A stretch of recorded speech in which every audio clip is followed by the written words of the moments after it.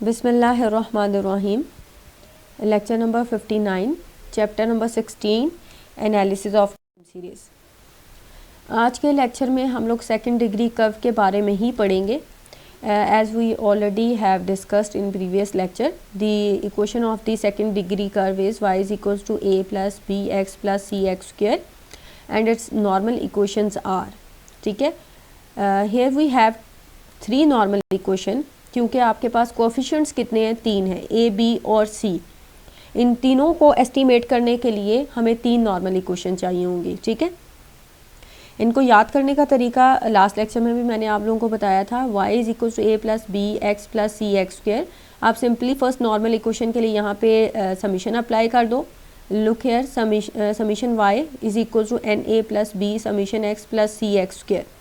First normal equation को अगर आप x से मल्टीप्लाई कर देते हो तो आपके पास सेकंड नॉर्मल इक्वेशन आ जाती है।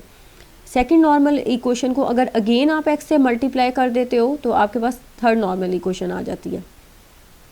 आपने यहाँ पर a, b और c के एस्टीमेट फाइंड आउट करने हैं, क्योंकि यहाँ पर आपके पास 3 अननोन वैल्यूज़ हैं, तो आपके पास 3 नॉर्मल इक्वेशंस होनी चाहिए उनके एस्टीमेट फाइंड आउट करने के लिए। अच्छा, यहाँ पे एक बेनिफिट ये है कि अगर आप टाइम सीरीज़ डाटा सेट के लिए ओरिजिन जो है सेंटर में ले लेते हो, सेंटर में लेने से बेनिफिट क्या होता है कि समीशन एक्स और समीशन एक्स क्यूब जो है वो ज़ीरो हो जाते हैं। इससे क्या होता है, आपकी नॉर्मल इक्वेशन रिड्यूस हो जाती है। इसमें समीशन एक्स वाली टर्म जो है एंड समीशन एक्स क्यूब वाली टर्म जो है वो कैंसिल आउट हो जाती है, क्योंकि उनके आंसर ज़ीरो होते हैं। और रिड्यूस होने की वजह से सेकेंड नॉर्मल इक्वेशन से आपका बी का एस्टीमेट डायरेक्टली आ जाता है। सी और ए के एस्टीमेट के लिए आपको फर्स्ट और थर्ड नॉर्मल इक्वेशन को साइमल्टेनियसली सॉल्व करना पड़ता है। अच्छा, इसको सॉल्व करने के लिए तरीका ये है कि आप किसी एक कोएफिशिएंट किसी एक ए और बी, ए और सी में से किसी एक के आप कोएफिशिएंट जो है वो इक्वल कर लो मल्टीप्लाई करने के बाद, और उन्हें फिर देन सब्ट्रैक्ट कर लो, तो फिर आपके पास दूसरे जो है सी, अगर आप ए को कैंसिल आउट कर रहे हो तो सी की आपके पास उसका आंसर आ जाएगा। अगर आप सी को कैंसिल आउट कर रहे हो तो आपका ए का आंसर आ जाएगा। तो फिर आपके पास जो भी आंसर आएगा वो आप किसी एक नॉर्मल इक्वेशन में अगेन सब्स्टिट्यूट कर लोगे, तो आपके पास थर्ड पैरामीटर की जो है वो आंसर आ जाएगा। आज के लेक्चर में डिफरेंस ये है कि आज के लेक्चर में जो हम लोग एग्जांपल डिस्कस करेंगे उसमें नंबर ऑफ़ ईयर्स जो है वो इवन है, और एग्जांपल जो है वो है 16.9। Fit a second degree parabola to the following data with the origin at the middle of 1963 and 1964। Number of years अगर आप लोग काउंट करें, यहाँ पे बन रहे हैं 1 2 3 4 5 6 7 8। सो 8 नंबर ऑफ ईयर्स बन रहे हैं जो कि इवन नंबर्स हैं, और अगर आप इसका सेंटर बनाएं तो ये बन रहा है। सो दी सेंटर या ओरिजिन जो है वो लाई कर रहा है 1963 और 1964 के दरमियान में। ठीक है, तो सोल्यूशन की तरफ आते हैं। There are number of even number of years n is equal to 8 in the series. We take x is equal to 0 at the middle of the years 1963 and 64, और हम लोग जो यूनिट इसके लिए ले रहे हैं वो है half year unit. Half year unit ले रहे हैं, तो जैसे कि हम लोग प्रीवियस जो लेक्चर्स हैं उनमें मैंने आप लोगों को बताया था कि टाइम सीरीज़ डाटा में जब नंबर ऑफ़ ईयर जो होंगे वो इवन होंगे, तब 1 ईयर यूनिट अगर लेना है तो आपके पास ईयर की कोडिंग किस तरह से होगी, और अगर आपने हाफ ईयर यूनिट लेना है तब ईयर्स के लिए आपकी कोडिंग किस तरह से होगी। अब यहाँ पे क्योंकि हम लोग हाफ ईयर ले रहे हैं और सेंटर जो है वो जो ओरिजिन जो रख रहे हैं वो सेंटर में रख रहे हैं, सो एक्स की वैल्यूज़ जो होंगी वो होंगी -1 -3 -5 -7 ओरिजिन से अपवर्ड, और इन ईयर्स के लिए होंगी, और सिमिलरली 1 3 5 7 जो होंगी इन ईयर्स के लिए होंगी। ठीक है, और क्योंकि हम हाफ ईयर यूनिट ले रहे हैं तो आपके पास ना जो ईयर्स के लिए या टाइम के लिए जो कोडिंग होगी वो होगी -7 -5 -3 -1 देन 1 3 5 और 7, इस तरह से।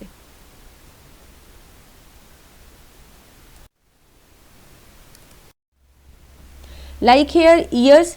ठीक है, और अगर ओरिजिन यहाँ पे है तो ये आपका आ जाएगा। ठीक है, यहाँ पे सेंटर में होगा ओरिजिन इसका, तो आप उसे सेंटर इसका कैसे निकालेंगे, 1963 प्लस 1964 डिवाइडेड बाय 2 करेंगे तो वो आपकी यहाँ पे वैल्यू बन रही है 1963.5। ठीक है, अगर आप इन दोनों वैल्यूज़ की एवरेज लेते हो तो आपके यहाँ पे सेंटर में वैल्यू 1963.5 आएगी, और 1963.5 को इसमें से सब्ट्रैक्ट करोगे तो -0.5 आएगा, अगेन इसमें से सब्ट्रैक्ट करोगे तो -1.5 आएगा, और अगेन इसमें से सब्ट्रैक्ट करोगे तो -2.5 आएगा, उसके बाद लास्ट वन में से सब्ट्रैक्ट करोगे तो -3.5 आएगा। इसी तरह से आप नीचे वाली वैल्यूज़ में से माइनस करते जाओगे तो 0.5, 1.5, 2.5 एंड देन 3.5। अगर आप लोग हाफ ईयर यूनिट ले रहे हो तो 0.5 से आप उसे डिवाइड करोगे तो आपके पास ये x की वैल्यूज़ आ जाएंगी। उसके बाद y आपको गिवन है क्वेश्चन में, x स्क्वायर फाइंड आउट करेंगे, x क्यूब फाइंड आउट करेंगे, x4 फाइंड आउट करेंगे, x y का कॉलम फाइंड आउट करेंगे एंड x स्क्वायर y का कॉलम फाइंड आउट करेंगे। उसके बाद आप इन सारे कॉलम्स के जो है वो टोटल कर लोगे। टोटल करने के बाद आप ऑब्जर्व करें समीशन x 0 आ रहा है, समीशन x क्यूब 0 आ रहा है। ठीक है, क्योंकि आपने जो ओरिजिन है वो सेंटर में लिया है। ठीक है, अच्छा अब ये सारे जो आंसर्स हैं, ये आपके पास सारे कॉलम्स के आंसर हैं, ये आपने सब्स्टिट्यूट किस में करने हैं, नॉर्मल इक्वेशंस में। नॉर्मल इक्वेशन में क्यों सब्स्टिट्यूट करने हैं, ताकि हम a, b और c की वैल्यू। अच्छा जी, यहाँ पे equation of the second degree curve is, second degree की इक्वेशन जो है वो ये है, y is equal to a plus b x plus c x square. ठीक है, अच्छा हियर क्योंकि यहाँ पे इस एग्जांपल में आपका जो ओरिजिन है वो सेंटर में है, सो समीशन x और समीशन x क्यूब जो है वो 0 होंगे। And the reduce normal equations are, reduce आपकी नॉर्मल इक्वेशन जो है वो ये है फर्स्ट इक्वेशन, उसके बाद सेकंड इक्वेशन आपके पास ये है, और थर्ड नॉर्मल इक्वेशन ये है। यानी आपके पास व्हेन समीशन x और समीशन x क्यूब 0 होंगे तो आपकी नॉर्मल इक्वेशन की ये फॉर्म बन जाएगी। ठीक है, उसके बाद आपने क्या करना है, जो प्रीवियस स्लाइड में हमने सारे कैलकुलेशन की हैं, यानी सारे कॉलम जो फाइंड आउट किए हैं और उनके टोटल फाइंड आउट किए हैं, वो आपने इन सब में सब्स्टिट्यूट कर देने हैं। यानी समीशन x सब्स्टिट्यूट कर देंगे, n 8 है, और समीशन x स्क्वायर आप सब्स्टिट्यूट कर देंगे तो फर्स्ट नॉर्मल इक्वेशन आपकी ये बन जाएगी। ठीक है, this is your first normal equation after substituting the answer. उसके बाद समीशन एक्स वाई का आंसर यहाँ पे सब्स्टिट्यूट करेंगे, समीशन एक्स स्क्वायर का आंसर और बी का आंसर। ठीक है, ये आपकी सेकंड नॉर्मल इक्वेशन बन जाएगी। उसके बाद थर्ड नॉर्मल इक्वेशन में सारे कैलकुलेटेड आंसर जो है वो सब्स्टिट्यूट करेंगे तो आपकी ये थर्ड नॉर्मल इक्वेशन बन जाएगी। ठीक है, ये आपके पास 3 नॉर्मल इक्वेशन आ गई। यहाँ पे 1, 6, 8 आएगा। सेकंड नॉर्मल इक्वेशन जो है उसमें सिर्फ b इन्वॉल्व है, तो उससे डायरेक्टली आपका जो है b का आंसर आ जाएगा इस तरीके से। ठीक है, ये इस तरीके से आपका b का आंसर आ जाएगा। b is equals to 38 divided by 168, इस पे आप डिवाइड कर देंगे तो b का आंसर आ जाएगा 16.89। उसके बाद आपने a और c के आंसर के लिए फर्स्ट और थर्ड नॉर्मल इक्वेशन को सॉल्व करना है। ठीक है, अगर आप a के कोएफिशिएंट बराबर करना चाहते हैं ताकि आप इन्हें माइनस करें तो a कैंसिल आउट हो जाए, तो आप क्या करेंगे, इक्वेशन 1 को आप लोग मल्टीप्लाई करेंगे किसके साथ, 21 के साथ। 21 के साथ जब आप इक्वेशन 1 को मल्टीप्लाई करेंगे तो और फिर आप सब्ट्रैक्ट कर देंगे उसे इक्वेशन 3 के साथ, तो उससे क्या होगा, आपका a कैंसिल आउट हो जाएगा, दोनों इक्वेशन में से a कैंसिल आउट हो जाएगा और आपके पास सिर्फ c में आपकी इक्वेशन रह जाएगी, और c के लिए आप उसे सॉल्व करेंगे तो आपका आंसर आ जाएगा 1.64। अब आप ये c का आंसर आप इक्वेशन 1 में सब्स्टिट्यूट कर देंगे। ठीक है, इक्वेशन 1 में जब आप c का आंसर सब्स्टिट्यूट करेंगे तो आपके पास a का आंसर आ जाएगा। ठीक है, a का आंसर आपके पास क्या आएगा, आफ्टर कैलकुलेशन a का आंसर आ जाएगा 103.1.81, ये आपके पास आंसर आ जाएगा। और जब आपके पास a, b और c तीनों के आंसर्स आ जाएंगे तो आप लोग क्या करेंगे, इक्वेशन में उसे सब्स्टिट्यूट कर देंगे। दस the equation of the fitted parabola is a, b and c, ये तीनों आंसर जो है आप इसमें सब्स्टिट्यूट कर देंगे तो ये आपके पास फिटेड पैराबोलिक लाइन आ जाएगी, ठीक है, और उस कर्व आ जाएगी, फिटेड पैराबोलिक कर्व आ जाएगी with origin x is equal to 0 at the middle of 1963 and 64 and unit of x is half year, ठीक है। ये आप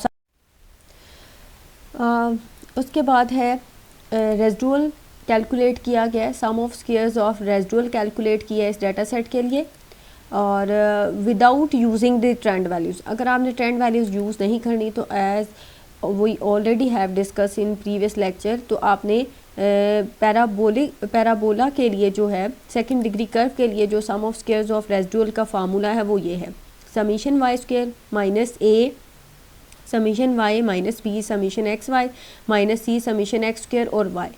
यहाँ पे आप लोग सारे कैलकुलेटेड आंसर सब्स्टिट्यूट करेंगे, समीशन वाई का सब्स्टिट्यूट करेंगे, ए का सब्स्टिट्यूट करेंगे, सम वाई का करेंगे, बी का जो आंसर है वो सब्स्टिट्यूट करेंगे, समीशन एक्स वाई का आंसर सब्स्टिट्यूट करेंगे जो कि हमने प्रीवियस स्लाइड्स पे full fledged column find out किए और उनको कॉलम को टोटल किया हुआ है। सी का आंसर सब्स्टिट्यूट करेंगे, समीशन एक्स स्क्वायर और वाई का आंसर सब्स्टिट्यूट करेंगे, ठीक है। उसके बाद इनको सॉल्व कर लेंगे, सॉल्व करने के बाद आपका जो फाइनल आंसर आ रहा है वो है 2104.56, ठीक है। और ये ट्रेंड वैल्यूज़ को यूज़ किए बगैर बल्कि डायरेक्टली हमने sum of squares of residual find out किए हैं। उसके बाद जो है होमवर्क के लिए मैंने ये क्वेश्चन लिखा है, एक्सरसाइज से लिया है 16.24, इसकी आप लोगों ने प्रैक्टिस करनी है और ये इसी टॉपिक से रेलिवेंट ये क्वेश्चन है, ठीक है। इसमें नंबर ऑफ़ ईयर्स जो होंगे वो इवन होंगे, तो आपने इसके लिए इसी टॉपिक की प्रैक्टिस करनी है।